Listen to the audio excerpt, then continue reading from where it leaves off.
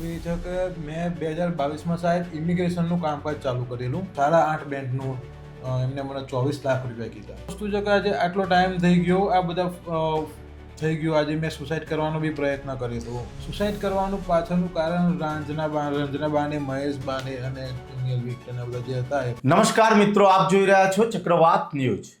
હું છું વસીમ મંસૂરી ચક્રવાત ન્યૂઝ સાથે. તમને જણાવી દઈએ કે અત્યારે વર્ક પરમિટને લઈને લોકોને બહાર જવાનો ક્રેઝ વધારે જોવા મળી રહ્યો છે, જેને લઈને લોકો ફ્રોડનો શિકાર પણ બનતા હોય છે. જેવા બનાવો અલગ અલગ મીડિયાના માધ્યમથી પણ તમને જાણવા મળતા હોય છે. એવા ઘણા બનાવો સામે આવતા હોય છે. જેવો એક બનાવ પણ એક નવદંપતિ ઉપર બનેલો છે, જેઓ પરિણીત છે, જેમનું નામ છે ધવલ પટેલ અને ખુશી પટેલ. ધવલ પટેલે BCA સુધીનો અભ્યાસ કરેલો છે. સાથે સાથે એમના વાઇફે મેકેનિકલ ટેકનિકલનું ગ્રેજ્યુએશન કરેલું છે.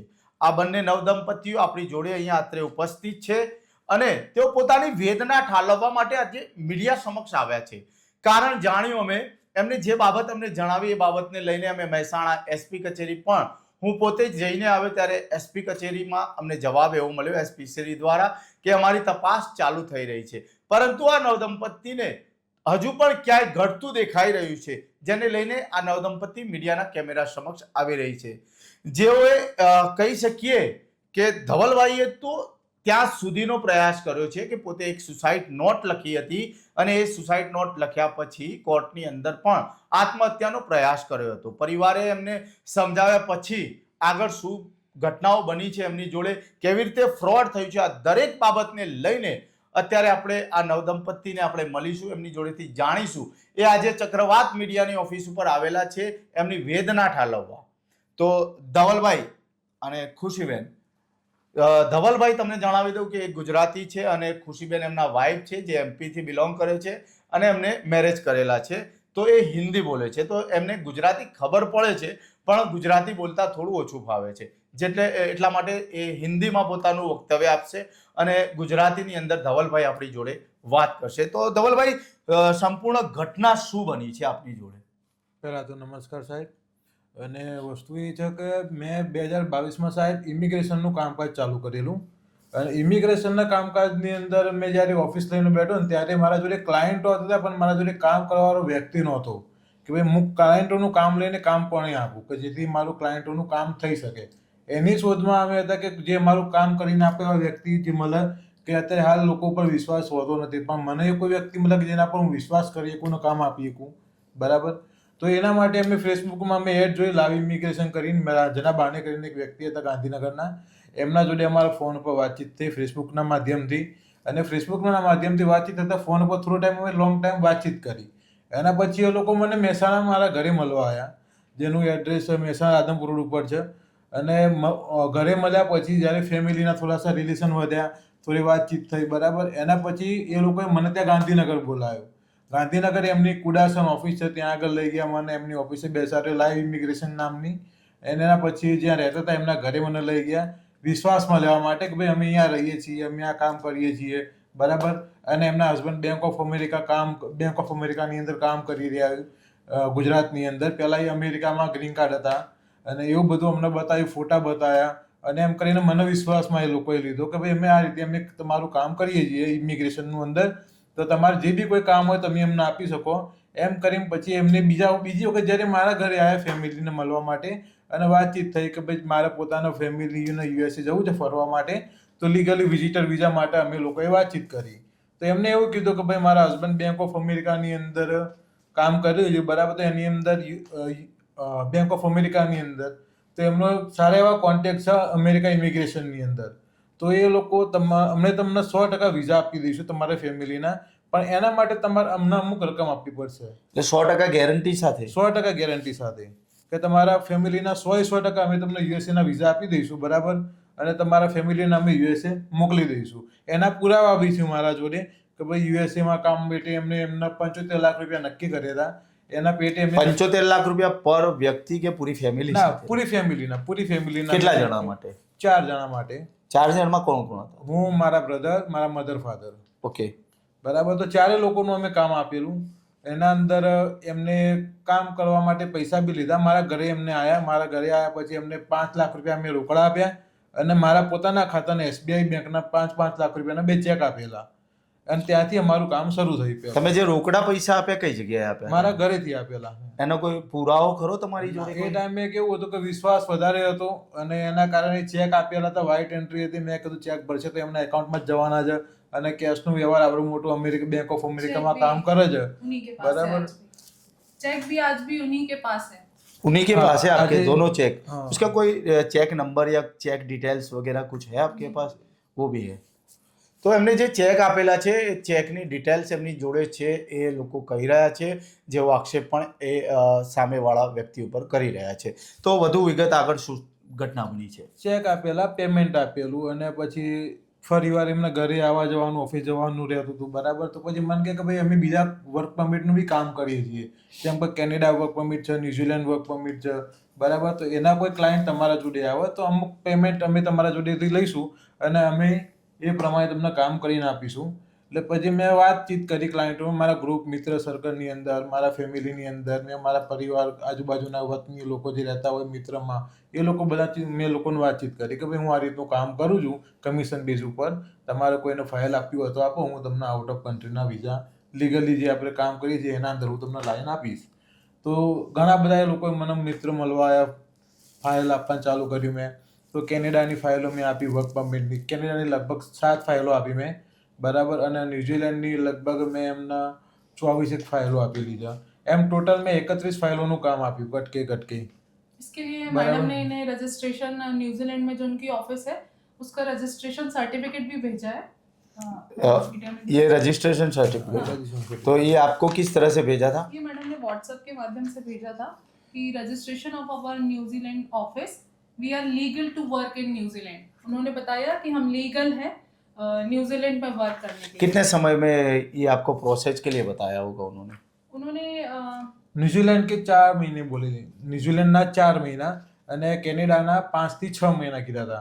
મેં ક્લાયન્ટોને કીધું કે ન્યુઝીલેન્ડના 5 મહિના અને ક્લાયન્ટનો કેનેડાના મેં 8 મહિના કીધા. કીધું કે 1-2 મહિના આગા પાછા હોય तो कोई क्लाइंट प्रॉब्लम થાય નહીં. सर सारे सबूत व्हाट्सएप के जरिए हैं जो मैडम ने लिखा है कि 5 महीने का टाइम लिखा है. ये 3 से 3.5 महीने का टाइम लिखा है न्यूजीलैंड नो न्यूजीलैंड का. इस तरीके से सारी चैटिंग मतलब कि आपके साथ में ये व्हाट्सएप के थ्रू कांटेक्ट में रहते थे? हाँ हाँ जी. व्हाट्सएप के थ्रू. WhatsApp calling. मैडम ने जो हैदराबाद में भी अपनी ऑफिस बताई थी ग्लोबल पाथवे के नाम से, जो भी मैडम ने कुड़ासन में खोल रखी है. तो ये सारे एविडेंस उन्होंने भेजे थे और हमें भरोसा दिलाया था सर. यानी कि आपके साथ में भरोसे में लेके आपसे कांटेक्ट किया उन्होंने. जी.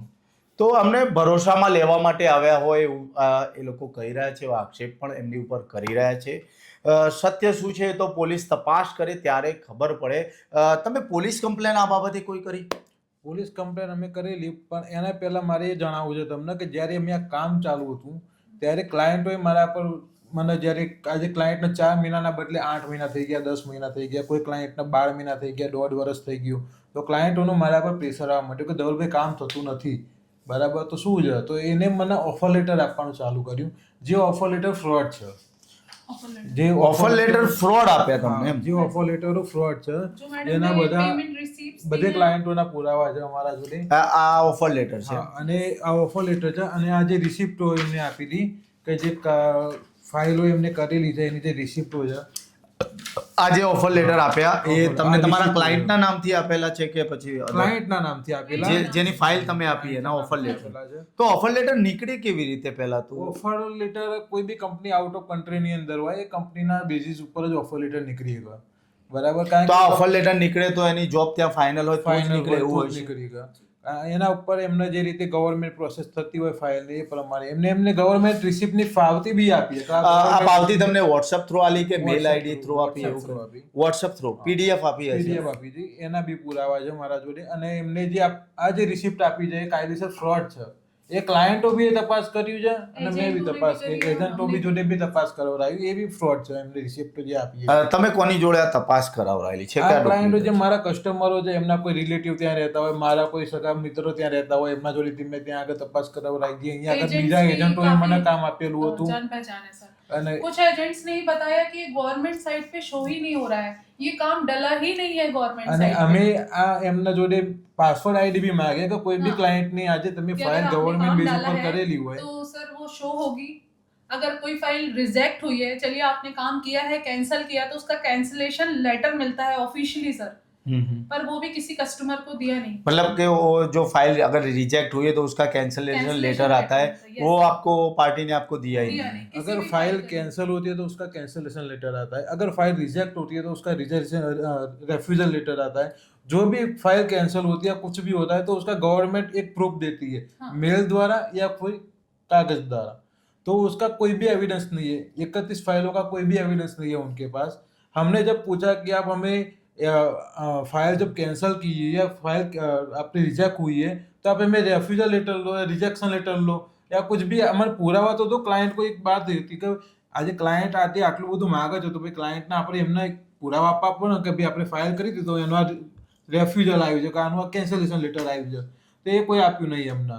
એટલે એમ કહે છે કે હવે તમારે લેવા હોય તો અમે તમને બીજા લાખ રૂપિયા આપવા પડશે, 1 લાખ રૂપિયા તમે અમને આપો તો અમે તમને લેટર આપીએ। હવે આવી વાત કરે છે એ। ટોટલ ફાઇલ તમે જે આપતા હતા એમાં ખર્ચા પેટે કેટલા પૈસા લેવામાં આવતા? ખર્ચા પેટે એરા 4 લાખ રૂપિયા ન્યુઝીલેન્ડના લેતા હતા, કેનેડાના 5 લાખ રૂપિયા લે। જેવી ફાઇલ હોય અમુક ફાઇલોમાં વધારે બી માગે, અમુક ફાઇલોમાં ઓછા બી માગે, બરાબર। એમ કરીને અમે જે આપી એમાં ટોટલ 1,38,81,840 ની તો મેં વ્હાઇટ એન્ટ્રી આપેલી છે बैंक એમને બેંક ટુ બેંક। એમને જે અલગ અલગ 5 ખાતાઓમાં પૈસા ટ્રાન્સફર કરાયેલા મારા જોડેથી, બરાબર। એમના ભાઈ જોડે, એમના હસબન્ડના એકાઉન્ટમાં, એમના ભાઈને બી આમાં સામેલ છે, એમના ભાઈ બી, બરાબર।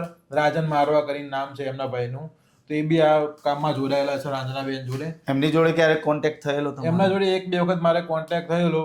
ભાઈ એમના પૈસા જ્યારે એમને કીધું કે મારા ભાઈના એકાઉન્ટમાં પૈસા ટ્રાન્સફર કરી લેજો, જ્યારે એમને ફોન પે કરતો હતો ત્યારે ફોન પે કરીને પૂછતો હતો કે ભાઈ તમારા એકાઉન્ટમાં પૈસા આવી ગયા? Okay, phone pay account through કેટલા પૈસા અંદાજે આપેલા? ફોન પે એકાઉન્ટ થ્રુ મેં અંદાજે એમને 3 લાખ રૂપિયા જેવું આપ્યું છે અને આરટીજીએસ દ્વારા બી સમથિંગ 2-3 લાખ રૂપિયા જેવું આપેલું છે એમને। અને આના થ્રુ બાકીના જેમ ક્લાયન્ટોએ મને કોઈ એક કેસ આપી છે તો મેં એમને કેસ એ રીતે આપેલી છે, બરાબર। એમ કરીને ટોટલ મારે 2,48,81,840 જેવો મારું રકમ થાય છે। એમાંથી એમને મને અમુક રકમ પાછી આપેલી છે, બરાબર, વ્હાઇટ એન્ટ્રી દ્વારા। બાકી કેશ મારી પોતાની ફાઇલના એમને 75 લાખ રૂપિયા, જે 65 લાખ રૂપિયા મેં એમને આપેલા છે એમના ઘરે બેસીને, એમના હસબન્ડના, મારા પોતાની ફેમિલી માટેના, તો યુએસએના કામ માટેના, તો એનો બી મારા જોડે વિડીયો છે, બરાબર।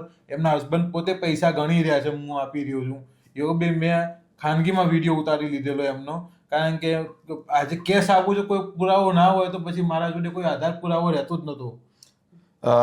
65 લાખ રૂપિયાની માતબર રકમ, પહેલા તો એક સવાલ થાય, તમે કેવી રીતે લાવ્યા હતા? એકચ્યુઅલી એ ટાઈમે મારા જે પરદાદાની જે જમીન હતી એ જમીન અમે સેલ આઉટ કરેલી હતી, તો એના જે પૈસા જે આવેલા હતા થોડા, જે સૌના ભાગમાં, તો એમાંથી અમે એ પૈસા ત્યાં આગળ આપેલા હતા। એના બધા પુરાવા એ છે અમારા જોડે કે મેં પૈસા ક્યાંથી લાવ્યો અને કેવી રીતના મેં એમના, આજે અમુક પૈસા હું થોડા સગાવાલા જોડેથી લાવેલો, મારા મિત્ર સર્કલમાંથી, એ રીતે। ઓકે, તો પછી તમે આ જે ફાઇલો આપતા હતા, ધીરે ધીરે કરીને 31 ફાઇલો આપી, તો તમને એ આઈડિયા ન આવ્યો કે 31 ફાઇલ આપીશ તો કેવી રીતે મારી જોડે આ લોકો પછી રિટર્ન કરવાના થશે તો કેવી રીતે લેશે? મને આ લોકોએ એટલો વિશ્વાસમાં લીધો હતો કે આજે કોઈ બી ક્લાયન્ટ હોય, કોઈ ક્લાયન્ટ આજે મને કોઈ પ્રશ્ન પૂછે તો એ પોતે મહેસાણા આવતા, મારી ઓફિસ ઉપર બેસતા અને ક્લાયન્ટને કન્વિન્સ કરતા। અચ્છા, બીજું એક સવાલ મને એ છે, આપની ઓફિસ કઈ તરફ હતી? મારી ઓફિસ અહીંયા રાધનપુર રોડ, મહેસાણા, આપણે પ્રાર્થના પ્લેટિનમ માર્કેટની અંદર હતી, 3rd ફ્લોર ઉપર, શ્રી રાધે વિઝા આપ કરીને। હવે એ લોકો અહીંયા આગળ આવે, ક્લાયન્ટને કન્વિન્સ કરે। આજે મારા કોઈ ક્લાયન્ટ કોઈ બીજી જગ્યાએ મને બોલાવી રહ્યા છે તો એ મારા જોડે બીજી જગ્યાએ બી આવીને ક્લાયન્ટને કન્વિન્સ કરતા અને પેમેન્ટ એમના ખાતામાં હું ટ્રાન્સફર કરાવતો મારા એકાઉન્ટ થ્રુ। તમારા એકાઉન્ટમાં પહેલા પૈસા લેવામાં આવે, પછી તમે એમના એકાઉન્ટમાં કન્વર્ટ કરો, એટલે જે આવે તમારા ઉપર જ આવે, એવું કેવું આપનું થાય છે એમ? बाकी कैश का वीडियो दिखाना चाहूंगी सर। हाँ। मैंने उनके हस्बैंड ये कैश का विડીયો એ લોકો અત્યારે અહીંયા મોબાઈલની અંદર બતાવી રહ્યા છે।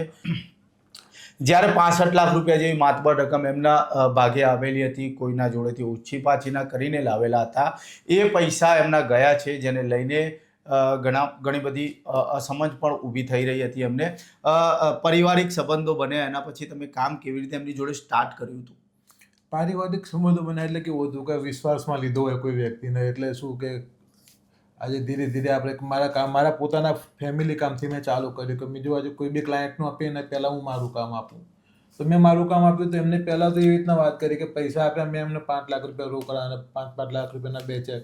એના પછી આ લોકો મારી યુએસએની ડેટ મારા ફેમિલીને લઈને દિલ્હી લઈ ગયા. અમને દિલ્હીમાં 4-5 દિવસ અમને ત્યાં રોકી રાખ્યા. પછી ત્યાં આગળ ફેવરાય. એમના હસબન્ડે મારા ઇન્ટરવ્યૂની પ્રિપરેશન કરાવડાવી, બરાબર. એના બી આધાર પુરાવા છે મારા જોડે કે મને દિલ્હીમાં ગયા હતા અમે, જે આધાર પુરાવા એમના જોડે, એના ફોટા બી છે મારા જોડે, જે હું તમને આપીશ તમને. અચ્છા, બીજી એક વસ્તુ હું એવું માનું છું કે IELTS ની ખાસ કરીને આની અંદર કોઈ રિકમેન્ડેશન તમારે કોઈ એની જોડે ચર્ચા થઈ હતી IELTS ના ક્લાસીસ? હા, મારી, કારણ કે અહીંયા આગળ આપણે ગુજરાતમાં કેવું છે કે લોકોનું ભણતર બહુ ઓછું છે. IELTS માં લોકો બેન્ડ લાવી શકતા નથી, બરાબર. એટલે એવા લોકોનો વધારે ત્યાં આઉટ ઓફ કન્ટ્રી જવાની ઈચ્છા હોય છે કે ભાઈ હું વધારે ત્યાં જાઉં, અહીંયા આગળ ઇન્ડિયા કરતાં સારું એવું કમાઈ લઉં ત્યાંથી. તો એવા ક્લાયન્ટો ગુજરાતની અંદર વધારે છે કે ભાઈ મારા જોડે ગ્રેજ્યુએશન છે પણ ઇંગ્લિશમાં બોલવામાં આપણે લોકોને તકલીફ પડે છે અને ઇંગ્લિશમાં ભણવાનું આપણને થોડું કાઠું પડે. એના કારણે કે ભાઈ મેં કીધું કે મારા ક્લાયન્ટ છે પણ એ લોકો IELTS નહીં આપી શકે. મેં મેડમને ચોખ્ખા શબ્દોમાં કીધું હતું, રાંજનાબાને, તો કીધું મારા ક્લાયન્ટ IELTS નહીં આપી શકે. તો મેડમે મને ચોખ્ખું કીધું કે મારા ક્લાયન્ટોને IELTS આપવાની જરૂર નથી. વિધાઉટ IELTS જ હું તમને વર્ક પરમિટનું કામ કરી આપીશ. આ રીતે કીધું વિધાઉટ IELTS. ઓકે, IELTS ને લઈને શું કહેશો તમે? એમાં IELTS ના ક્લાસની જરૂર હોય છે? IELTS માં તો મેડમે મને સારો એવો આન્સર આપ્યો હતો કે જ્યારે વર્ક પરમિટનું કામ ચાલુ કર્યું ત્યારે મેડમે મને કીધું કે IELTS ક્લાયન્ટ નહીં આપી શકે, કારણ કે ક્લાયન્ટ ભણેલા એટલા નથી, બરાબર. તો IELTS ક્લાયન્ટ નહીં આપી શકે. તો મેડમે કીધું કે મારે IELTS ની કોઈ જરૂર જ નથી. વર્ક પરમિટની અંદર IELTS ની કોઈ રિક્વાયરમેન્ટ નથી, પણ જો તમારે IELTS નું કદાચ રિક્વાયરમેન્ટ પડશે, બરાબર, તો 8.5 બેન્ડનું એમને મને 24 લાખ રૂપિયા કીધા કે 8.5 લાખ રૂપિયામાં 8.5 બેન્ડમાં 24 લાખ રૂપિયા હું લઈશ કે IELTS ના સેટિંગ મારા જોડે છે. મેડમે મને એવું કીધેલું. ઓહો, એટલે 8.5 બેન્ડ લાવી આપવા માટે 24 લાખ રૂપિયા આપીએ તો IELTS ક્લિયર થઈ જાય? ક્લિયર થઈ જાય એવું મેડમ. બારોબાર સેટિંગ એવું કેવું થાય છે? પુરાવો બી છે મારા જોડે, મેડમે જ લખીને આપેલું છે મને, WhatsApp ચેટિંગમાં લખેલું છે કે અચ્છા, આ IELTS 24 લાખ રૂપિયા, 24 લાખ 8.5 બેન્ડ. અહીંયા ચેટિંગમાં એવું લખેલું છે IELTS 24 લાખ 8.5 બેન્ડ અને LMIA 20 લાખ અને પ્રોસેસિંગ ચાર્જ 2 લાખ રૂપિયા. આવું એમને WhatsApp ચેટિંગમાં વાત કરેલી છે, જે પુરાવા એમને અત્યારે બતાવી રહ્યા છે WhatsApp ચેટિંગના. મેં જ્યારે એમને મને કીધું IELTS ના કોન્ટેક્ટમાં, તો મેં કીધું હું IELTS ના કોન્ટેક્ટ કરતો નથી, તો મને ગાળ બોલેલી છે. IELTS ના કોન્ટેક્ટ નથી કરતા એટલે એમને તમને ગાળ. અચ્છા, ઇંગ્લિશમાં એક કોઈ ગાળ એવું લખેલું છે જે કેમેરા સામે બોલવું ઉચિત નથી. પછી આગળની પ્રોસેસ કેવી રીતે થઈ? આપણે એ પ્રમાણે બધી ફાઇલો આપેલી હતી, વિધાઉટ IELTS ની જ ફાઇલો હતી. એટલે મેડમે કીધું હું તમારી IELTS વિના ફાઇલ કરીશ. આજે વર્ક પરમિટની અંદર જ્યારે ગવર્મેન્ટની અંદર લખેલું છે કે વિધાઉટ IELTS માગે છે આજે ગવર્મેન્ટ વર્ક પરમિટની અંદર ફાઇલિંગ માટે, તો મેડમે કેવી રીતના ફાઇલિંગ કરીએ મને ખ્યાલ નહીં આવતો. જ્યારે અમને ખબર પડી હકીકતની બધી કે ભાઈ આ રીતનું અમારા જોડે થઈ ગયું છે અને આ રીતે ક્લાયન્ટો બી મને કહેવા આવ્યા કે ધવલભાઈ આ રીતની થોડું સાચવજો કે આ પ્રોબ્લેમ વધી ગઈ છે, બરાબર. તો IELTS વિના ફાઇલ સબમિશન ને આ બધું કેવું, તો મેડમે મને ફાઇલ સબમિશન કરીને સ્ક્રીનશોટ બી આપેલા છે કે ભાઈ તમારી ગવર્મેન્ટની અંદર ફાઇલ ચડી ગઈ છે, આ સ્ટેજે પહોંચી ગયેલી છે. એના પુરાવા બી મારા જોડે છે, જે હું બધો પુરાવો આપેલો છે, બધા પુરાવા આપેલા છે, જેના હું ડોક્યુમેન્ટ તમને પ્રેસમાં અહીંયા આગળ જમા કરાવી દઈશ. તમે તમારી રીતે જાણ પડતાલ કરવી હોય તો કરી શકો એમ. આ તપાસ તો પોલીસના હાથમાં જ હોય છે, પરંતુ હું એક વસ્તુ એવી રીતે ક્લિયરિફિકેશન કરવા માંગુ છું કે તમારે અણબનાવ બન્યો કેવી રીતે? બનાવની અંદર એક જ વસ્તુ છે કે મેડમનું કામ જ એવું થઈ ગયું પાછળથી મારા મંતવ્ય પ્રમાણે કે આજે ક્લાયન્ટોના રૂપિયા લીધા, બરાબર, મારા પોતાના રૂપિયા એમની ફાઇલના. અચ્છા, ક્લાયન્ટની જોડેથી પૈસા કેવી રીતે તમે આપતા હતા એમને? ક્લાયન્ટના જો જેમ આજે મને કોઈ ક્લાયન્ટ કેસ આપો છે તો હું એ પ્રમાણે એમને કેસ આપતો. કોઈ ક્લાયન્ટ મારા એકાઉન્ટમાં નખાવો છે તો હું એમને એકાઉન્ટમાં આપતો. અને અમુક પૈસા હું કેશ બી આપેલા છે મેડમના, જેના ડેટ વાઇઝ મેડમે જ મને લખીને આપેલું છે કે ભાઈ આટલા રૂપિયા આ તારીખે કેશ આપેલા છે અને આ તારીખે આટલા. जरूरी नहीं है कि क्लाइंट कैश दे तो हम कैश ही दें, हमने अपने कन्वीनियंस के हिसाब से आगे पैसे भेजे हुए जो मेरे हस्बैंड ने मुझे बताया કે મારા જોડે એકાઉન્ટમાં પડ્યા તો મેં એકાઉન્ટમાંથી નાખેલા હોય, જે મારા મને જે અનુકૂળ થાય એ પ્રમાણે મેં कैश दिया जाकर. અચ્છા, અને વધારે તો પછી હું એ જ જણાવીશ કે એમને તમને એવી કોઈ રિક્વાયરમેન્ટ ના કરી કે હું તમને પૈસા પાછા આપી દઈશ? હા, એવું એમને કોઈ? કીધેલું કે તમારું કામ ના થાય તો હું તમને બધું પેમેન્ટ રિફંડ આપી દઈશ, બરાબર. પણ વાત હતી રિફંડ આપવાની ખાલી. કોઈ થોડા ઘણા પણ રિફંડ, પૈસા એમને હા, રિફંડ આપે? એમને રિફંડ આપેલા. જ્યારે મેં એમના પર વધારે પડતો ફોર્સ કર્યો, જ્યારે ક્લાયન્ટોએ મારા પર ફોર્સ કર્યો, બરાબર, કે આજે ક્લાયન્ટો મને કે આજે 4 મહિનાના કામના આજે 1.5 વર્ષ થઈ ગયું, 6 મહિનાના કામના આજે 2 વર્ષ થઈ ગયા. તમે ઓફર લેટર ફ્રોડ આપેલા છે, રિસિપ્ટો ફ્રોડ આપેલી છે. જ્યારે ક્લાયન્ટો મારા જોડે ઉઘરાણી કરવા માંડ્યા, આજે કોઈ બી ક્લાયન્ટ મને જમતમાઈને બોલવા માંડ્યા, બરાબર, ક્લાયન્ટ ઓફિસની અંદર આવી તો મારા પર પ્રેશર આવ્યું. ત્યારે મેં એમના બી કીધેલું કે ક્લાયન્ટ પૈસા પાછા માગે છે. જ્યારે હું એમના જોડે ઉઘરાણી કરવા માંડ્યો ત્યારે મેડમે ટુકડે મને અમુક પેમેન્ટ આપેલું અને બાકીનું પેમેન્ટ મારા જોડે જે પર્સનલી પડેલું હતું એ બધું મેં ક્લાયન્ટોમાં વિતરણ કરતો રહ્યો. આજે અમુક ક્લાયન્ટોનું પેમેન્ટ આપવાનું બાકી છે, બાકીના ક્લાયન્ટોનું મેં પેમેન્ટ ચૂકવેલું છે, બરાબર. પણ એક વસ્તુ છે કે આજે જે ફ્રોડ થઈ ગયું એની બી મેં પોલીસ સ્ટેશનની અંદર ફરિયાદ આપેલી છે. ત્યારે હું એના પહેલાં હું તમને એ જણાવીશ કે જ્યારે હું હિસાબ કિતાબ માટે મેડમને ફોન કરતો હતો ત્યારે મેડમે 2 મહિના સુધી તો મારો ફોન, એ મેડમ ડાયરેક્ટ ક્લાયન્ટને બી મળતા હતા. અચ્છા, ક્લાયન્ટને ડાયરેક્ટ મળતા हाँ, બી? क्लाइंट ने મળતા, क्लाइंट જોડે डायरेक्ट बात भी उस करता. स्ट्रेस में भी पैसे वापस किए उन्होंने. हाँ, क्लाइंट जाकर खुद भी जो शुरू से उनसे बात कर रहे थे अपने काम के लिए, जो उनकी ऑफिस आकर मिले या उनकी ऑफिस जाकर मिले. अच्छा, ऐसा कुछ हुआ है मैडम कि आपको शायद पता हो या તમને કહીને ખબર હોય કે કોઈ ક્લાયન્ટને ખબર પડી ગઈ હોય કે ડોક્યુમેન્ટ આર્યા ફ્રોડ છે ને એ ક્લાયન્ટને પેમેન્ટ રિટર્ન કરવામાં આવ્યું હોય? હા, એવા બી ક્લાયન્ટ છે કે જેમને ખબર પડી ગઈ હતી અને એમને ખબર હતી કે મેડમે, ક્લાયન્ટે ચોખ્ખું કીધું કે મેડમ તમે અમારી ફાઇલ કરી હોય અમારા સામે, એનો બી પુરાવો છે મારા જોડે, એનો બી મેં વિડીયો ઉતારેલો છે મારા જોડે, બધા એવિડન્સ છે. જ્યારે ઓફિસમાં બેઠ અમે વાતચીત કરતા હતા તો એના અંદર ક્લાયન્ટે ચોખ્ખું કીધું કે તમે મારી ફાઇલ સબમિટ કરી હોય ગવર્મેન્ટને, તમે મારી ફાઇલનું કેન્સલેશન યા લેટર યા ઓનલાઈન ફાઇલ બતાવી દો, બરાબર, તો હું તમારા જોડે તમારા પૈસા લેવા નથી. તો મેડમે એ ક્લાયન્ટના 3 લાખ રૂપિયા વધારે આપેલા. અચ્છા, એ ક્લાયન્ટ મીડિયા સમક્ષ નિવેદન આપી શકે? હવે એનું પર્સનલ ઓપિનિયન હોય તો એ આપી શકે, એનો ના આપવો તો એમાં તો હું કોઈ ફોર્સ ના કરી શકું સાહેબ. એક ક્લાયન્ટે મને ઇન્ટરવ્યૂ આપેલું છે એક મીડિયા સમક્ષ, એ ઇન્ટરવ્યૂ પણ હું તમને બતાવી રહ્યો છું, આપ જુઓ. સંજય ચૌધરી, ગામ ચરાડા. મેં ન્યૂઝીલેન્ડ વર્ક પરમિટ માટે ધવલભાઈને 4.5 લાખ રૂપિયા રોકડા આપ્યા હતા. હા, અને તેમને રંજનાબેન ગાંધીનગર, તેમને મારું કામ આપેલું હતું. 6 મહિનાની મુદત હતી અને જે તેમને ઓફર લેટર આપ્યા અમને એ નકલી આપ્યા અને એના પછી વાતચીત થઈ તો આમ તેમ બધું 6 મહિના પાછા ટાળ્યા અને પછી એ કે તમારા ડેટા ડિલીટ થઈ ગયા છે. મેં ધવલભાઈનું પૈસા ચૂકવી દીધા. ધવલભાઈ કહે છે કે મેં પૈસા ચૂકવ્યા નથી, તો હવે મારે જવાનું કોની પાસે? આ એમના ઓફર લેટર પણ ડુપ્લિકેટ નીકળ્યા છે. તો મને યોગ્ય ન્યાય મળે તેવી અપીલ કરું છું.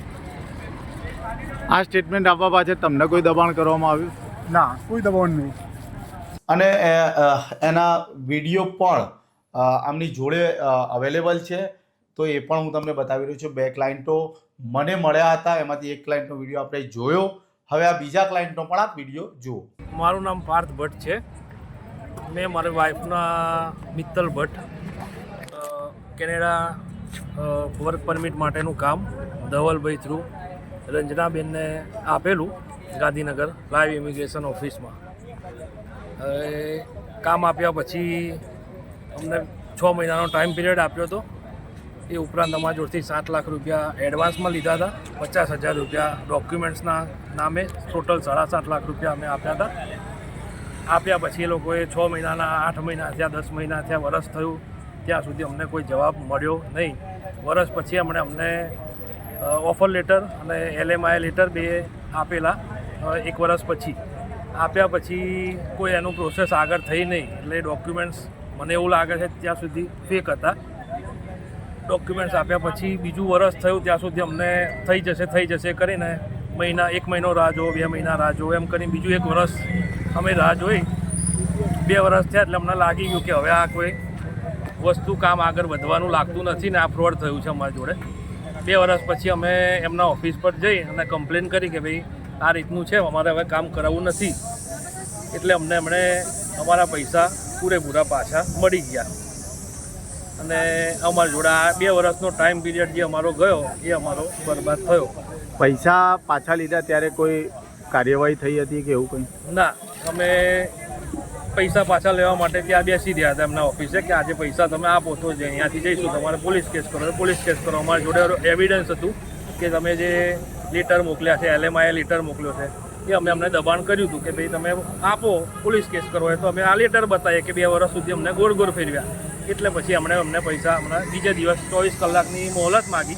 24 કલાક બીજે દિવસે અમને હમણાં પૈસા પાછા આપ્યા. પૈસા તમને કેવી રીતે પાછા આપવામાં આવ્યા હતા? પૈસા અમને ધવલભાઈ થ્રુ આપ્યા હતા. એટલે એમણે ધવલભાઈ કહ્યું હું તમને ડાયરેક્ટ પૈસા નહીં આપું, હું ધવલભાઈના ખાતામાં નાખી જે તમને આપશે. એટલે એમણે ધવલભાઈના ખાતામાં પૈસા નાખ્યા. ધવલભાઈ બીજે દિવસ અમારા ખાતામાં નાખી દીધા. આ સ્ટેટમેન્ટ આપવા પાછળ તમને કોઈ ધાક ધમકી દબાણ આપવામાં આવ્યું હોય? હું સ્વૈચ્છિક આપું છું. આ બંને વિડીયો જોયા પછી તમે શું કહેશો એ પણ એક આપનું ઓપિનિયન તમે અમને કોમેન્ટ બોક્સમાં પણ જરૂરથી બતાવજો. આ બાબતે તમે પોલીસ ફરિયાદ કેવી રીતે કરવામાં આવી તમારા તરફ? અચ્છા, મને SP સાહેબથી મળવાના પછી મને એક એવું ધ્યાને આવ્યું કે આપની સમક્ષ કોઈ ફરિયાદ એ પાર્ટીએ પણ કરેલી છે, જે કે તમે જેના ઉપર આક્ષેપ કરી રહ્યા છો એ પાર્ટીએ તમારી સમક્ષ ફરિયાદ કરેલી છે, પ્લસ કે આ મુદ્દો કોઈ હાઈકોર્ટમાં ગયેલો છે. એ બાબતે તમારો શું ખુલાસો છે? પહેલી વસ્તુ તો હું તમને એ જણાવીશ કે તમે જે રીતે મને પ્રશ્ન પૂછ્યો બરાબર કે ભાઈ આ મુદ્દો મેડમને જ્યારે SP સાહેબને તમે મળ્યા તો જ્યારે મેડમના જોડે 2 મહિના સુધી મેડમે મને ફોન ઉપાડ્યા નહીં, મારા કોન્ટેક્ટ ના ઉપાડ્યો, અમારા ફેમિલીવાળા ફોન કરી દેતા, હું ફોન કરી દેતો, તો 2 મહિના સુધી મેડમે 1-2 મહિના સુધી મેડમે કોઈ ફોન ઉપાડ્યો નહીં. જ્યારે અમે લોકો દિવાળી પછી એમના ઘરે ગયા એક દિવસ 7-8 વાગતા, હું મારી વાઈફ ને બધા, તો એ ટાઈમે મેડમને એમના હસબન્ડ બંને જણા જમવા બેઠેલા હતા અને એમના ઘરે મેં જઈને વાત કરી કે ભાઈ 2 મહિનાથી અમે તમને કોલ કરી રહ્યા છીએ તો તમે ફોન કેમ નહીં ઉઠાવતા? તો કંઈક મારે પર્સનલી ઇસ્યુ ચાલતા હતા, એના કારણે અમે લોકો બહાર ગયા હતા. મેં કીધું ચલો બહાર ગયા કશો વાંધો નહીં, પણ તમે કીધું મારા પેમેન્ટનું શું? આજે 2 મહિનાથી હું તમને મારા ક્લાયન્ટો મારા ઘરે આવે છે, મારી ઓફિસ ઉપર આવે છે બરાબર, તો આજે હું તમને કોલ કરું છું, તમે કોલ રિસીવ નહીં કરતા, તો આજે મારે તમને પેમેન્ટ કેમ લેવાનું તમારા જોડેથી? તો મેડમે મને એક ડેટ આપી 11મા મહિનાની 15 તારીખે કે તમે ઓફિસ ઉપર આવો અને તમે તમારો હિસાબ કિતાબ લેતા આવો અને તમારો હિસાબ કિતાબ કરી લઈએ આપણે, તમારું જે પેમેન્ટ આપવાનું નીકળે છે એ. તો અમે જ્યારે એ દિવસે ઓફિસ ઉપર ગયા તો મેડમે કીધું કે અમે અવેલેબલ નથી. અમે ફોન પર વાત કરી હતી એ દિવસે મેડમના, તો મેડમે કીધું કે આજે હું ઓફિસ ઉપર અવેલેબલ નથી બરાબર, આજે હું બહાર છું. તો એમને બીજી ડેટ આપી. પછી એમ કરતાં એમને એમના વકીલનો કોન્ટેક્ટ કરી આપ્યો મને કે ભાઈ આ મારો વકીલ છે, તમારા વકીલ જોડે વાત કરી લે અને મારો વકીલ મને પૂછીને તમને ડેટ આપશે અને એ ડેટે તમે મારી ઓફિસે આવીને હિસાબ કિતાબ કરી જજો. તો જે રીતે એમના વકીલે વાત કરી કે આ ડેટે આવો, તો એ ડેટે અમે ત્યાં ગાંધીનગર एमनी ऑफिस से गया, हमने ब्लॉक भी कर दिया था. हमें वकील से कांटेक्ट कराकर हमारा, और उन्होंने अपने नंबर से हमें ब्लॉक कर दिया था, कॉल और व्हाट्सएप से सभी सारी जगह जगह से ब्लॉक कर दिया और बोला ये मेरा वकील है, ये आपको जो डेट देगा मुझे इन्फॉर्म करके उस डेट पे आप ऑफिस आ जाना. तो हम अपने क्लाइंट को लेकर उस डेट पे ऑफिस गए. फिर उस दिन पैसे का व्यवहार हुआ जब आपको वकील ने बुलाया? અમે ગયા ત્યારે એમને પહેલા વખતે તો એવું કીધું કે ભાઈ તમે તમારા બધા ક્લાયન્ટોને લઈને આવો, જે ક્લાયન્ટોને તમારે પૈસા આપવાના હોય બરાબર, તમે એ ક્લાયન્ટોને લઈને આવશો ત્યારે હું તમને પેમેન્ટ આપે. તો બીજા વખતે અમે ગયા ત્યારે ક્લાયન્ટોને લઈને ગયા, ક્લાયન્ટો એમના ઉપર ભારે પડ્યા કારણ કે ક્લાયન્ટોના આન્સર એમના જોડે નહોતા. તો ક્લાયન્ટો એના બી વિડીયો છે અમારા જોડે, અમે 2 વિડીયો ઉતારેલા છે અમારા ફોનથી. તો આમનું કેવું એવું થાય છે કે પોલીસને પણ ફરિયાદ આપી, એમાં બી થોડું પોલીસ ઉપર એમને શંકા છે. તો તમે જણાવ્યું હતું મને ઓફ કેમેરા કે મને પોલીસ ઉપર શંકા છે. કઈ બાબતોને લઈને તમે પોલીસ ઉપર શંકા કરી? આજે એક વસ્તુ છે કે આજે આટલો ટાઈમ થઈ ગયો, આ બધા થઈ ગયું, આજે મેં સુસાઇડ કરવાનો બી પ્રયત્ન કર્યો હતો. તમે સુસાઇડ નોટ લખી હતી, તો એ શું બાબતે સુસાઇડ નોટ છે આજે તમે લખી? સુસાઇડ નોટ પડી છે જેનો તમને हम आपको दे देंगे सर.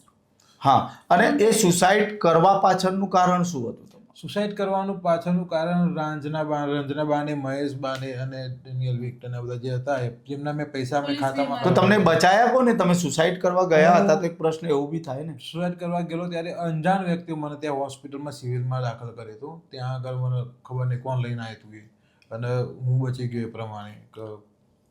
ક્યાં આગળ તમે?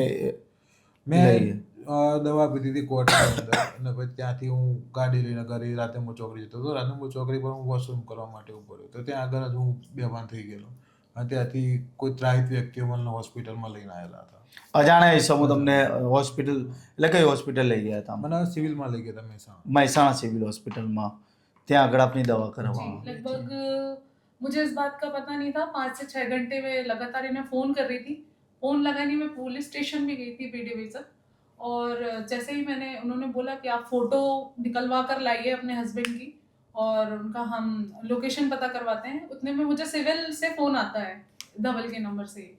और उन्होंने बताया कि मैडम आप सिविल हॉस्पिटल आ जाइए। मैं सिविल हॉस्पिटल गई तो उन्होंने पूछा कि हमें कुछ शंका हो रही है तो आप अपने हस्बैंड से पूछिए कि उन्होंने कुछ उल्टा सीधा तो नहीं किया। तो मैंने जब इनसे पूछा तो उन्होंने मुझे बताया कि हाँ, मैंने आत्महत्या करने की कोशिश करी है, मैंने दवा पी है। और तब ये सारी चीज़ें सामने आई। मैंने इनसे पूछा कि क्या कारण था जो तुमने मुझे नहीं बताया, फैमिली को नहीं बताया। तो उन्होंने बताया कि मैं इतने टाइम से परेशान हो रहा हूँ, जो रंजना माने, महेश माने, डैनियल विक्टर डी ने जो मेरे साथ फ्रॉड किया है, मैंने सोचा था कानून मेरी मदद करेगा। मैं कानून के तौर पे इतने लंबे समय से दौड़ रहा हूँ और सारी जानकारी हमें थी जो पुलिस हमारे साथ कर रही है, क्योंकि हमें पता है जो પોલીસ તરફથી કેવી રીતે તમને અવિશ્વાસ સાહેબ, થયો છે? જ્યારે મને આ બધું ફ્રોડ થઈ ગયું, જ્યારે રાંઝનાબાને કીધું કે મારે તમને કઈ પૈસા આપવાના નથી, મારે તમારા જોડે કોઈ ધમકીઓ વ્યવહાર દીધી નથી, એને ખોટી ધમકીઓ पहले આપી इसने हमें बताया था कि मेरा हस्बैंड बैंक ऑफ अमेरिका में वाइस प्रेसिडेंट है, पुलिस पे उसका अच्छा दबाव है। रंजना का भाई रांझन मारवा, उसकी सचिवालय में अच्छी खासी जान पहचान है। उसका मामा कोई पुलिस कर्मचारी या जो भी है अधिकारी, उन्होंने बताया था कि पुलिस में मेरी अच्छी खासी पकड़ है, मुझे तुम्हारे पैसे नहीं देने, तुम्हें एफआईआर करवानी हो तो करवा सकते हो तो करवा कर देख लो। उसने हमें खुलेआम धमकी दी थी कि मुझे तुम्हारे कोई पैसे नहीं देने, आप जो कर सकते हो कर लो, मेरी पुलिस में बहुत अच्छी सेटिंग है, मुझे कोई पैसे वापस नहीं करने। તો પોલીસ તંત્ર ઉપર આ એક આક્ષેપ થઈ રહ્યો છે, જે પ્રમાણે બેન શ્રી બતાવી રહ્યા છે, ખુશીબેન પટેલ, કે પોલીસ તંત્ર આવી રીતે કરી રહ્યું છે. આવી વાત એમને જો જાણવા મળી હોય તો આ બાબતે પણ એક પોલીસ તંત્રએ આ પ્રશ્નને વિચારવો જોઈએ કે જો અમને ધમકી મળી હોય, ખુલ્લી ધમકી મળી હોય, તો એનો પણ યોગ્ય નિર્ણય પોલીસ તંત્રએ લેવો જ જોઈએ. કારણ કે એક પૈસા માટે જો આવી ધમકીઓ મળતી હોય તો આગળ વ્યક્તિ જશે ક્યાં? વધુ વિગતો આપ શું જણાવવા માંગો છો? ચોખ્ખા જ શબ્દોમાં કઈ કઈ જગ્યાએ તમે આની એપ્લિકેશન આપી, કોઈ ઓસી કે એવું કંઈ सर, આપણી જોડે? इन्होंने धमकी મેં दी है। પહેલી તો સાહેબ એ કહીશ કે આની મને એક જ શબ્દમાં કીધું હતું કે મારે ગાંધીનગરથી દિલ્હી સુધી ઓળખાણ છે, તારાથી થાય ને કરી લે. હા, બરાબર. મેં પહેલી તો 23/12/2024 એસપી ઓફિસમાં અરજી આપી હતી. પહેલા પહેલા કઈ એસપી ઓફિસમાં? એટલે મહેસાણા એસપી ઓફિસમાં. અચ્છા, આની આ ઓફિસ છે. તો આ મહેસાણા એસપી કચેરીમાં જે અરજી આપી એની આ ઓસી છે. श्रीमान तरुण दुग्गल जी के ऑफिस में सर। અચ્છા, બીજી પછી તમે ક્યાં ક્યાં અરજીઓ કરી? પહેલા મેં ઓફિસમાં અરજી આપી 23/12/2024 ના રોજ. એના પછી જ્યારે મારું નિવેદન લેવાયું, પેલી પાર્ટીનું નિવેદન લેવાયું, તે લોકો બધા મહેસાણા બી ડિવિઝનની અંદર એસપી ઓફિસમાંથી બી ડિવિઝનમાં અરજી આવેલી અને બી ડિવિઝન દ્વારા. इसके पहले भी लगभग 1 महीने तक अर्जी देने के बाद हम फॉलो अप करते रहे। जब एसपी ऑफिस में हमने ये अर्जी थी तरुण दुग्गल जी को, उन्होंने बी डिवीजन में ट्रांसफर करी। उन्होंने अधिकार क्षेत्र देखा होगा, जो अधिकार क्षेत्र लग रहा है अर्जी के हिसाब से, वहां भी ट्रांसफर करी होगी। बी डिवीजन में हम गए, लगभग फॉलो अप हम जितने बार पुलिस स्टेशन जाकर लेते रहे, वो हर बार ये कहते थे कि रंजना माने हमें डेट दे रही है, वो इस डेट पे आएगी। हम बार बार जाकर फॉलो अप रहते रहे। लगभग 1 महीने तक वो टहलाती रही, वो कोई निवेदन देने आई नहीं, ना महेश माने ना डैनियल विक्टर डी। शायद तीसरा रो भी तो आज तक निवेदन देने नहीं आया, जो भी बाकी तो पुलिस जाने। और इस तरीके से लगभग 1 महीने बाद निवेदन लिया गया सर। 1 महीने के बाद आपको निवेदन है, फिर आपने कहाँ पे अर्जी किया? ये कौन सी अर्जी है? नहीं, वो तो सर ठीक है, लेकिन उसके पहले मैं आपको ये बताना चाहूँगा कि અમે જે આ અરજી આપી, બરાબર, એના રિગાર્ડિંગ જ્યારે નિવેદન લેવાયું 2 મહિના થઈ ગયા, કોઈ કાર્યવાહી નહીં. બરાબર. 2 દિવસ પછી જ્યારે અમે પોલીસ સ્ટેશનમાં પૂછવા ગયા કે સાહેબ કોઈ કાર્યવાહી નથી, કોઈ વસ્તુ નથી, તમે એફઆઈઆર કરી આપો હમણાં, તો કે મારું જ્યુડિક્શન લાગતું નથી. पहले પછીથી ખબર પડી કે મારું पर જ્યુડિશિયલ. सर इसके पहले मैडम ने जब पुलिस स्टेशन आई थी घबरा कर सब एक्सेप्ट भी किया हाँ। था कि अच्छा, हाँ मैंने फ्रॉड डॉक्यूमेंट दिए हैं। हाँ, कौन से मैंने पुलिस स्टेशन में एक्सेप्ट किया? Mehsana B division, B division Mehsana B division में एक्सेप्ट किया. રાધનપુર हाँ। ચોકડી. राधनपुर चौकी एमएन भोला पीएसआई सर थे, उनके समक्ष सारी बातें एक्सेप्ट करी कि हाँ मैंने फ्रॉड डॉक्यूमेंट दिए हैं।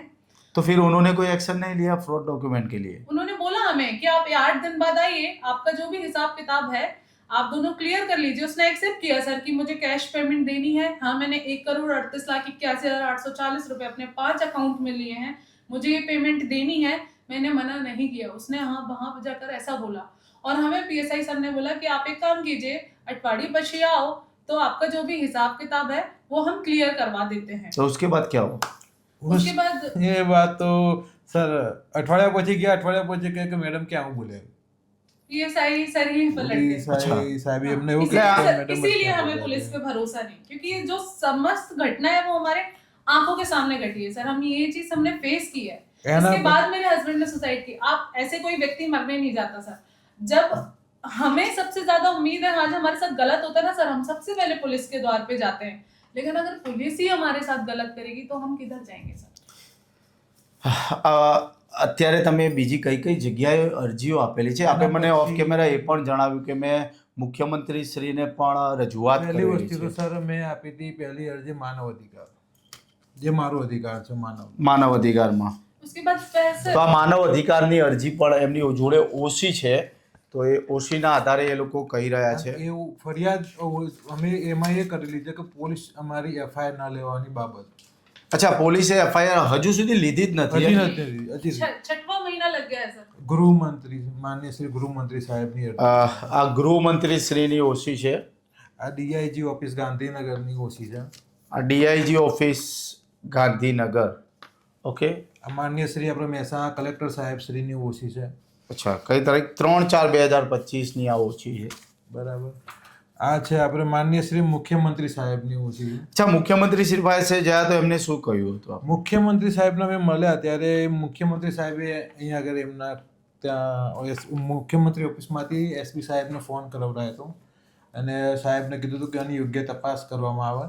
પણ એના પછી હું જ્યારે બીજા દિવસે એમને મળવા ગયો, સાહેબે કીધું હતું કે તમને મળવા આવશે તો તમે વાતચીત કરી એમને યોગ્ય તપાસનો આન્સર આપજો. તો હું જ્યારે એસપી ઓફિસમાં મળવા ગયો ત્યારે એસપી ઓફિસમાં મને સાહેબે કીધું કે તમે 2 દિવસ પછી આવજો, અમે તપાસ ચાલુ છે, તમારા ક્લાયન્ટોનું લિસ્ટ આપો, અમે ક્લાયન્ટોને બોલાવીને તપાસ કરીએ છીએ. 2 दिन में हम બરાબર, आपको 2 बता દિવસમાં અમે देंगे। તમને બતાવી દઈશું. હું વધુ એ પણ જણાવું કે જ્યારે હું પણ ગયો તો ત્યારે મૌખિક ચર્ચા આ બાબતે મેં પૂછ્યું હતું, કારણ કે મીડિયાનું એક કામ હોય છે કે જે સચ્ચાઈ છે એ લોકો સમક્ષ સાચી મૂકવી.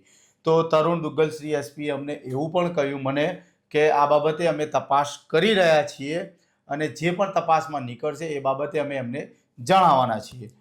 તો 2 દિવસ પછી અમે ગયા એટલે 2 દિવસમાં કે હું તમને 2 દિવસમાં તમને એફઆઈઆર થશે તો હું તમને બોલાવી લઉં છું 2 દિવસમાં.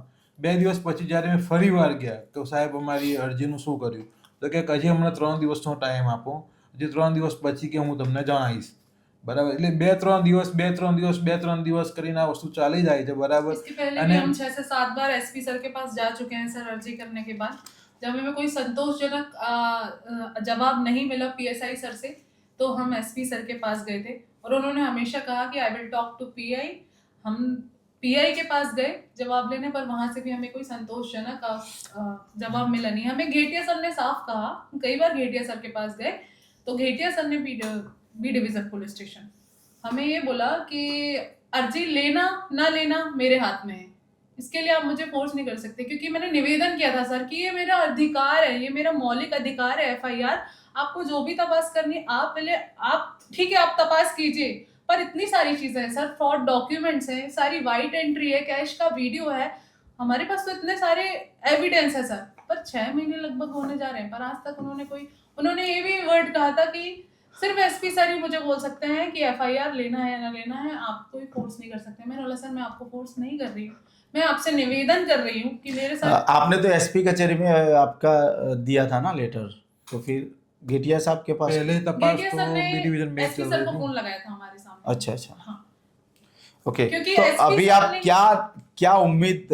रख रहे हैं इस तंत्र के सामने? जो आप कैमरे के सामने जो भी बोलेंगे वो आप तंत्र को अपील कर सकते हो कि आप क्या न्याय के लिए आप क्या अपील પહેલી कर रहे વસ્તુ हो? સાહેબ કે હું એક પટેલનો દીકરો છું. બરાબર, આજે પટેલના દીકરાને જો અહીંયા આગળ આટલી બધી તકલીફ પડે છે એક એફઆઈઆર લેવા બાબતમાં, જે મારા જોડે ફ્રોડ થઈ ગયું છે. બરાબર, હું આજે કોઈ ખોટી વાત કરતો હોય કે ખોટા આજે બેઠો હોય તો હું મીડિયા સમક્ષ જ ના આવ્યો હોત. અગર હું ખોટો હોત તો એ ખોટું સાચું ન્યાય તો કરશે જ કોઈ બી તંત્ર હશે એમાં.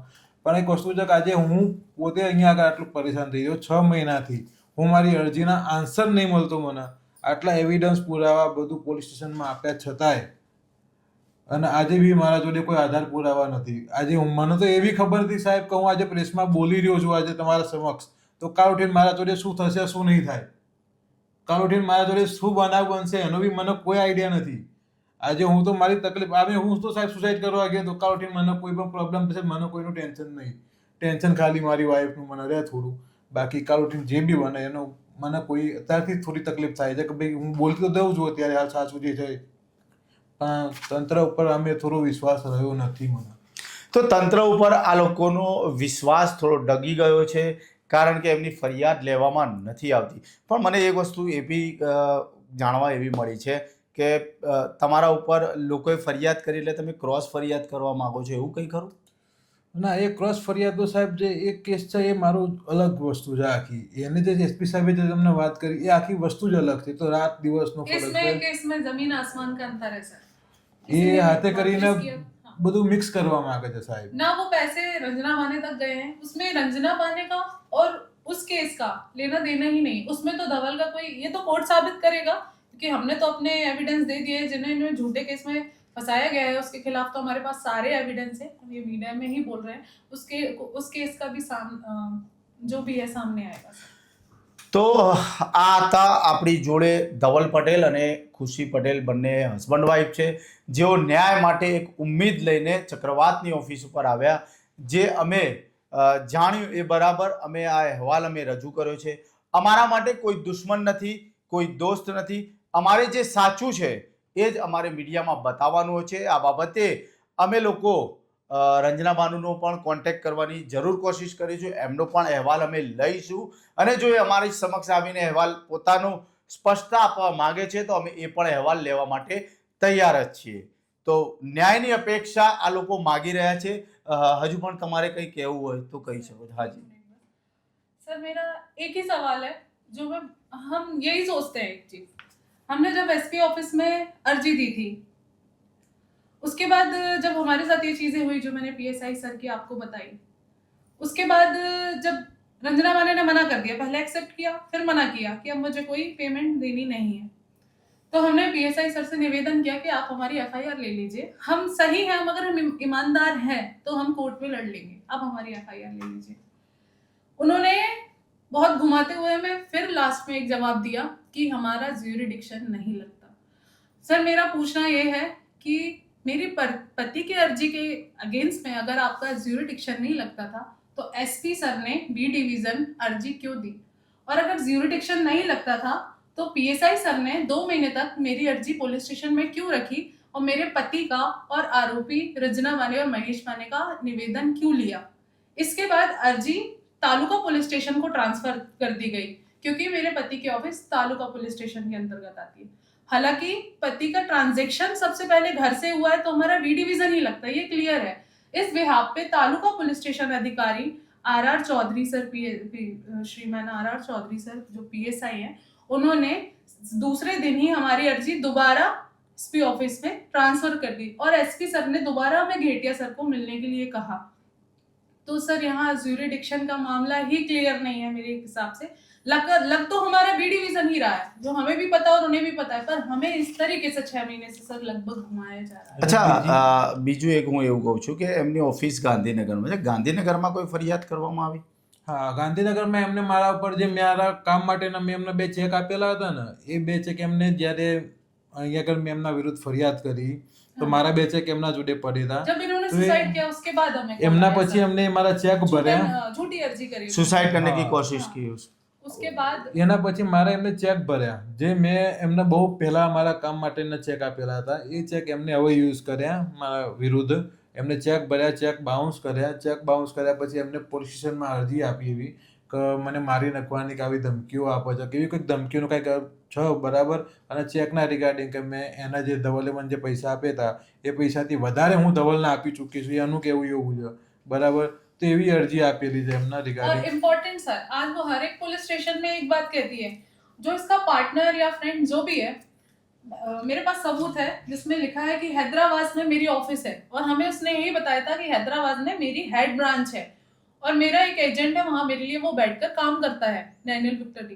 पर GPWES आप अभी कुड़ासन गांधीनगर में चेक करेंगे तो उस नाम से ऑफिस खुली हुई है. मैं आपको फोन पे भी दिखा देती हूँ, वो बाद में हम देख लेते हैं. हाँ. अब बता. तो इस नाम से उन्होंने ऑफिस खोली हुई है. फर्म मैडम चलाती है. मैडम अपना अकाउंट बताकर मेरे हस्बैंड से 54,50,327 रुपए कुल उस खाते में ट्रांसफर कराए, जो 5 खातों में से एक है. अब मैडम ये कह रही है ये खाता तो मेरे एजेंट डैनियल विक्टर डी का है. तो पेमेंट ये मेरे में काउंट नहीं होगी।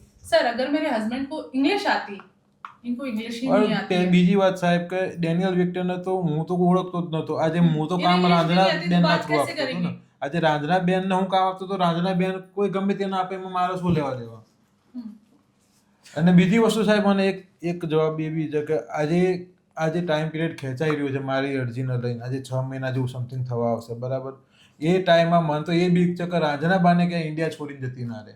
हाँ सर ये कई बार કારણ सूत्रों से पता કે चला है कि मैडम ऑफिस बंद कर रही है अपनी सारी, जाने की तैयारी में है और वो जा भी सकती है क्योंकि उनके पास पहले भी अमेरिका का ग्रीन कार्ड रह चुका है और काफी कंट्रियों में वो काम करके आई हैं, तो हमें आशंका है कि वो આશંકા છે જ કે ઇન્ડિયા છોડી ના દે. ઓકે તો આ લોકોને પોલીસની કામગીરી ઉપર થોડી શંકા થઈ રહી છે. તો આશા રાખીએ છીએ અમે મીડિયાના માધ્યમથી કે યોગ્ય આની તપાસ થાય અને યોગ્ય ન્યાય આ નવદંપતિને મળે એવી એ લોકો આજીજી કરી રહ્યા છે. જો પોલીસને પણ આ બાબતે કંઈ ઢીલું સંકેલવા માટે કોઈનું પ્રેશર હોય તો હંમેશા ન્યાયતંત્રને સાથે રાખવું એ દરેકની ફરજ હોય છે. આપણે આશા રાખીએ કે મહેસાણા એસપી શ્રી તરુણ દુગ્ગલ સાહેબ કે જે પણ ડિવિઝનના પીએસઆઈ પીઆઈ જે લોકો આ કેસની તપાસ કરી રહ્યા છે તો ફરીથી એ લોકો ઝીણવટપૂર્વક તપાસ કરે. આ લોકોને પણ બોલાવીને એમનું નિવેદન 0 લેવલથી લેવામાં આવે અને એમને યોગ્ય ન્યાય મળે તેવી આશા રાખીએ છીએ. તો આવા જ ન્યૂઝ અમે તમને લગાતાર બતાવતા રહીશું. ચક્રવાત ન્યૂઝની અંદર આ અહેવાલ સ્પેશિયલ એપિસોડ તરીકે અમે તમને બતાવી રહ્યા છીએ. અમે પહેલાં પણ કહ્યું કે રાંજનાબેન અમારી જોડે જો આવશે તો અમે એમનો પણ અહેવાલ અમે ચલાવવા માટે રેડી છીએ. તો આ ન્યૂઝ જોવા માટે જોતા રહેશો ચક્રવાત ન્યૂઝ. नमस्कार. हालांकि हम सारी जगह से हार चुके हैं, हम हर एक अधिकारी के पास जा चुके हैं और हम बहुत ही हताश हो चुके हैं, अपने जीवन से ही हताश हो चुके हैं. इतना दौड़ चुके हैं हम इस काम के लिए क्योंकि हम अपनी जिंदगी, अपने परिवार की जिंदगी और 31 क्लाइंटों की जिंदगी, जो इनका समय बर्बाद हुआ है, जो अभी भी इनका पैसा फंसा हुआ है, कुछ लोगों ने इतनी गरीबी से अपना घर बेचकर, अपने जानवर बेचकर, अपनी जमीन बेचकर हमें पैसा दिया है. उस बात के लिए ही हम लड़ रहे हैं. हम हर जगह से हार चुके हैं पर हमें कहीं मदद मिली नहीं, कहीं संतोषजनक जवाब मिला नहीं. तो आज हम मीडिया के पास आए हैं और मुझे आशा है कि मीडिया ही हमारी मदद कर सकती है. तो मीडिया से निवेदन है कि जो भी सच झूठ है आप वो सामने लाने में हमारी मदद करें. અને બીજી વસ્તુ એ છે કે અમારા કોઈના જોડે કોઈ દુશ્મની નથી કોઈ પોલીસવાળાઓ જોડે કે નથી કોઈ પોલીસ તંત્ર જોડે કે નથી કોઈના જોડે પર્સનલી અમારી કોઈ દુશ્મની. અમે એક જ વસ્તુ છે કે આજે કોઈ પણ તંત્ર અમને ખાલી ન્યાય કરવામાં મદદ કરે. પોલીસ સ્ટેશનમાં હું એસપી સાહેબને શ્રીને હાથ જોડીને નમ્ર વિનંતી કરું છું કે અમારા અરજી ઉપર તમે સાચું કાર્ય કરો. એનાથી વિશેષ કાંઈ કહેવા નથી માંગતો. ધન્યવાદ. જય શ્રી કૃષ્ણ. જય શ્રી કૃષ્ણ.